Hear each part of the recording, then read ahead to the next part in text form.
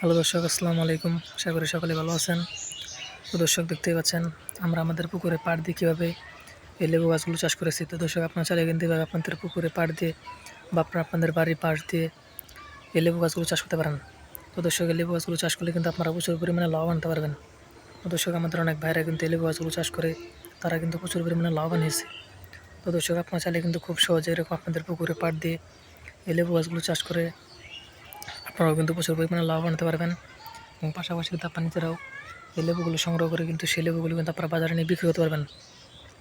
তো দর্শক, এই লেবু গাছগুলো যদি আপনার চাষ করতে চান, আপনাদের এই লেবু গাছের চারাগুলো বাজার থেকে কিনে নিয়ে সেই চারাগুলো আপনাদের বাড়ির পাশ দিয়ে বা আপনাদের পুকুরে পাড় দিয়ে এই লেবু গাছের চারাগুলো রোপণ করে দিলে কিন্তু আপনাদের লেবু গাছগুলো কিন্তু আস্তে আস্তে এরকম কিন্তু প্রচুর পরিমাণে কিন্তু বড় হয়ে যাবে। তারপর সেই লেবু গাছে কিন্তু প্রচুর পরিমাণে লেবুগুলো ধরবে। তারপর সেই লেবুগুলো আপনার সংগ্রহ করে সেগুলো কিন্তু আপনারা বাজারে নিয়ে বিক্রি করতে পারবেন এবং পাশাপাশি কিন্তু আপনার নিজেরাও। দর্শক, আপনার চাইলে কিন্তু খুব সহজেই কিন্তু এই লেবু গাছগুলো চাষ করে কিন্তু প্রচুর টাকা লাভবান হতে পারবেন। দর্শক, আমরা কিন্তু এই লেবু গাছগুলো চাষ করে কিন্তু প্রচুর পরিমাণে লাভবান হয়েছি। পাশাপাশি আমাদের অনেক ভাইয়েরা এই লেবু গাছগুলো চাষ করে তারাও কিন্তু প্রচুর পরিমাণে লাভবান হয়েছে। তো দর্শক, আপনার চাইলে কিন্তু খুব সহজেই এই লেবু গাছগুলো চাষ করতে পারেন। তো দর্শক, এই লেবু গাছগুলো চাষ করলে কিন্তু আপনাদের এই লেবুগুলো কিন্তু বাজার থেকে কিনে নিয়ে খেতে হবে না।